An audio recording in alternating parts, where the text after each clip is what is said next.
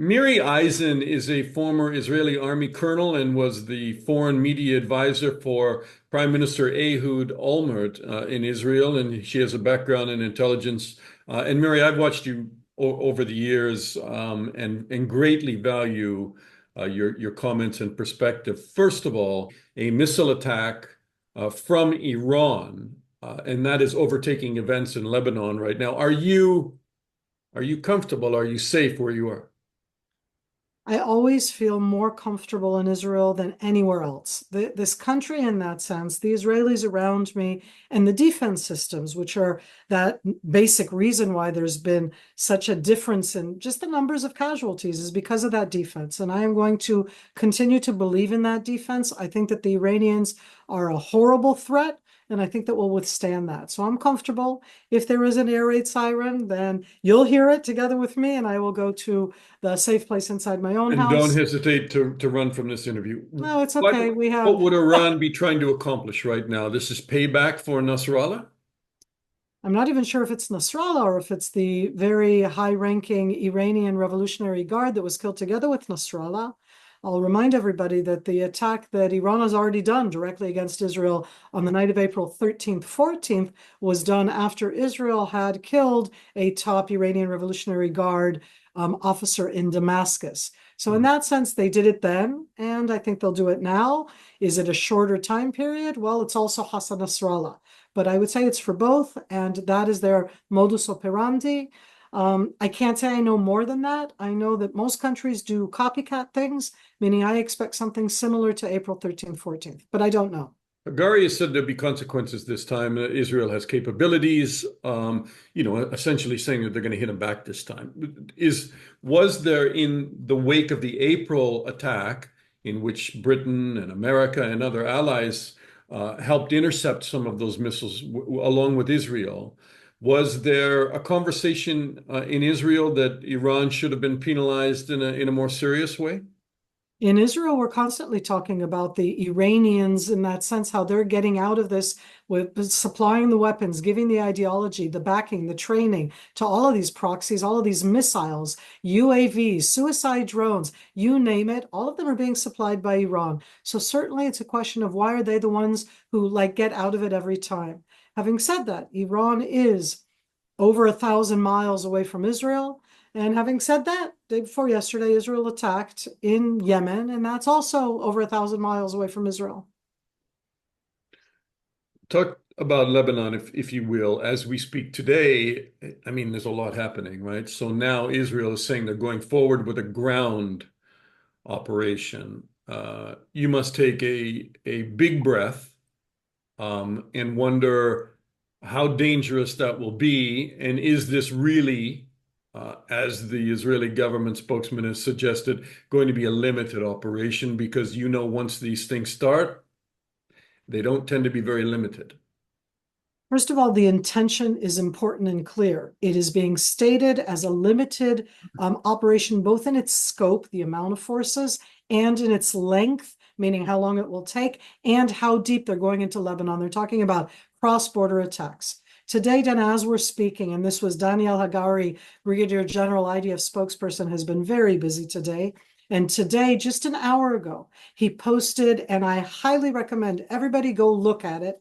He put out a series of short clip movies that are of Israeli troops who have done in the last 200 days, while Hezbollah was attacking Israel, while Israel was acting on the ground in the Gaza Strip and not responding in that sense to Hezbollah, they went into a series of underground attack tunnels that Hezbollah built from Lebanon into Israel. And there's all sorts of different footage of this, of the soldiers going down into them, showing the different weapon arsenals, showing the openings going from the children's room, under the bed, down into the underground tunnel. So when we talk about that ground incursion and the fear of what will happen there, we are already in that sense into that action there, trying to destroy the Radwan force, that's the Hezbollah force, the Radwan force capabilities on the ground so that they will not be able to do an October 7th attack. It's Right. And he scary, made a it's point of that. needed. he made a point of that. He said this is more than just about missiles being fired into Israel, which no country would put up with, but the fact that their intelligence is that they were planning an October 7th style massacre in Israel to be carried out by the Hezbollah. And they were training for it, and they built all of the attack tunnels, and they had the weaponry for it. That's the motorcycles and the pickup trucks. You know, that's like what looks kind of sexy. I'm talking about the ATGMs, the anti-tank guided missiles, the different type of weaponry, all of the different things. And they have found and exposed, and again, I recommend going to look at it. It's a lot of footage. They have exposed the maps of Hezbollah. The operation was called Operation Liberation of the Galilee. And Hassan Nasrallah himself spoke about this operation, showed maps of it. And we, the IDF forces, have found this in these underground Hezbollah Lebanese tunnels on the Lebanese side in the last few months. Okay, if we thought the tunnel situation in Gaza was complicated, and you've been fighting in there for almost a year, what could this look like in Lebanon? I mean, it could be a honeycomb of Hezbollah launch platforms and weapon storage that can go on for miles and can draw the Israeli army further and further into a kind of ground hell there. First of all, we've learned lessons over the last 11 months. We've been fighting on the ground in the Gaza Strip in the last 11 months. And the biggest challenge is the combination, Dana, meaning it's not just the underground subterranean, it's also the urban civilian area that's above it. Mhm. When it's outside in the middle of nowhere, the caves of Osama bin Laden, that's one thing. But we're talking right now, and that's also a terrorist, right? That's also horrible. Here we're talking about all of these different tunnels underneath the towns and villages. And the IDF troops, these are special forces that went into it and took all of this, and you go, why didn't we expose it until now? Because we're fighting a horrible ground war also against the Hamas terror fighters down south. And in that sense, you want to maintain your force. And I think that Israel has been very patient.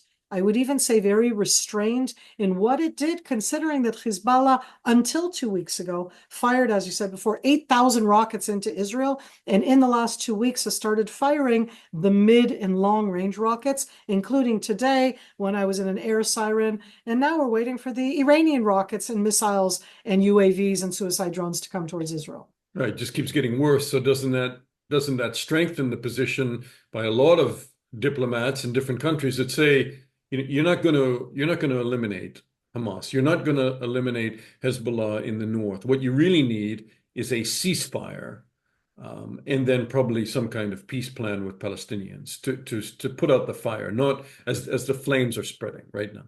I think that you can say that when you aren't an Israeli. I think you can say that when you are in Canada, the UK, and in Europe and around the world. I live here.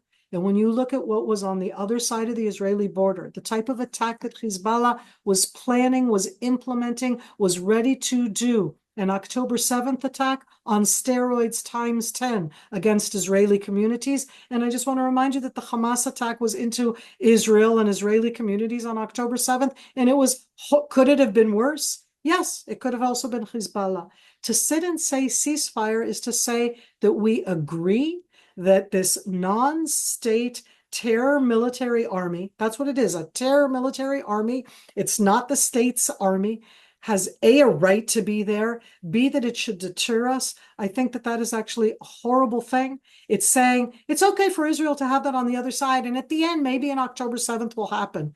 I can't live with that here. You need to destroy the capabilities. It isn't about destroying the ideology, it's about destroying the capabilities. Their ideology calls for our destruction. So all of the lovely people, including myself, who want peace, who want two states, who want a resolution for the Palestinians, I separate between what I'm talking about and between what Hezbollah and Hamas both say, which is the destruction, annihilation of the state of Israel. You worked for a prime minister who supported a two-state solution.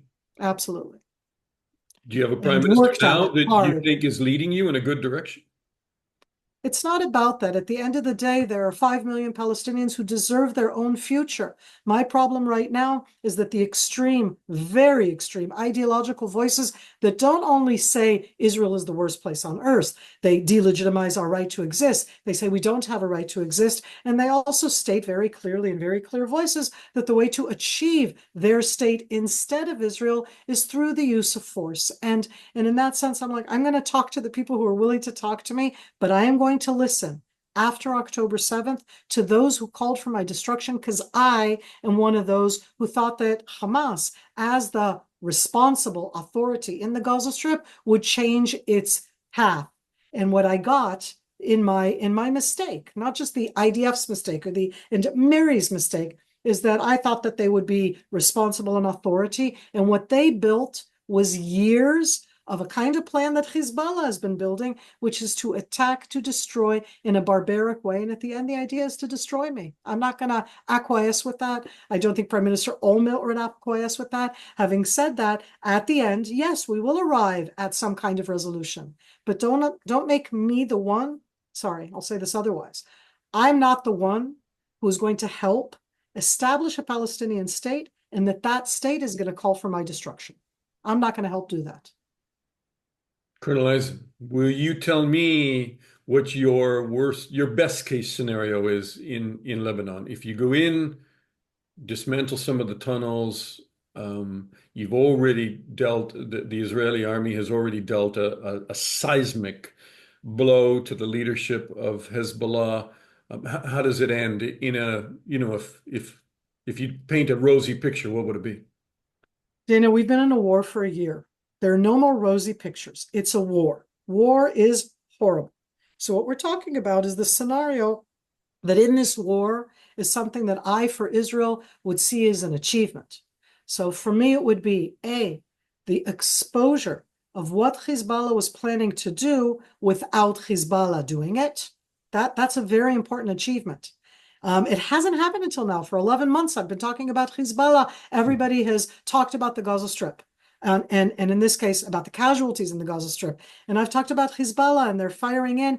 I want us to expose what they've done, and that we're starting to do today in a very visual way. Second aspect is to physically destroy the arsenals of weapons, the tunnels themselves, the different aspects that are adjacent to the border. I don't aspire to destroy all of Hezbollah's capabilities in Lebanon, but through exposing it and destroying the ones that are right next to Israel, for me, the best achievement would be to hear world leaders calling Hezbollah a terror organization, understanding what that Which means they and what do, threat it is. which most of them do. Well, I don't know The the count, governments but do. many So of you know them what? do. The achievement would be to not see young, liberal, progressive, amazing young people. I have kids those age who are all fighting right now because they have no choice. And I say that they're not flying a Hezbollah flag because they think that that's cool or neat. Hezbollah is a horrific terror organization supplied and trained by Iran. And yes, the Shiites of Lebanon are oppressed. Let's put a difference between the oppression of the Shiites of Lebanon and between what Hezbollah stands for. How do you stop going over the next hilltop And and advancing so further my fear, and deeper? And that's okay, let's deal with that. Sorry. so I said that's the scenario that I'd like us to do. Yeah. I'll add in that what I'd like it is that we will be the mature adult, and I have no other way to put it, to know that when we've done what we want to achieve, that we stop. This is not about the country Lebanon, the prime minister that everybody seems to vilify, but the prime minister that he has said that himself. Every single person in Israel in authority has said this is not about the country Lebanon. It's not about the people of Lebanon. And I know that sounds horrible because we're attacking in Lebanon, but it's about going in to destroy this terror army, going in to destroy their weapons, their tunnels, their caches, all the different communications and controls, and then be the mature adult and go out. And what I worry is because when you go in, as you said before, you start something, you don't know where it will lead. I'm worried about surprises that Hezbollah has in store for us because everybody prepares surprises and you need to adapt. And that those surprises can be horrific in high intensity warfare. And so I worry about those. And I want to hope that we will still be the mature adult and not get not just bog down. I don't want a buffer zone. I don't want us to stay there. I want us to go in, expose and destroy, expose, it's very important, and then to come back out. Miri, last question to you. You have an intelligence background, you know Lebanon quite well. You've seen this, what a lot of people would describe as a failed state, unable at various times to fill this void and to push its army and take control of Lebanon and create security for Lebanese people, right? Because if there are rockets going over the Israeli border, you know that on the Lebanese side, something's going to be coming back. And so it's up to the Lebanese government to somehow become strong enough to secure Lebanon for its own people. It just seems like we get further and further away from that. Um, So and, I and always that's wonder it's a how real much crisis. it's a real crisis. And I wonder how much in that sense. I always say, because we do, as Israelis, get blamed for everything, including, I mean, this war is our fault. And I'm like, you're right, we exist. If we didn't exist, everything would be wonderful. That was me being very sarcastic. But when it comes to the country next to us, Lebanon, Lebanon is a complex country. Israel has had a complex relationship. Most Lebanese view Israel as being the one who is the responsible one for all of their woes. And I'm going to say, sadly, we are responsible for some of their woes, but they have lots of woes that have nothing to do with us. Their failure in the last 4 years as a government to put together a government, in that fact that what happened inside the Beirut port, the way that they addressed COVID, their finance crashed and burned, not connected to Israel. I would say to the Lebanese, go and look at Hezbollah.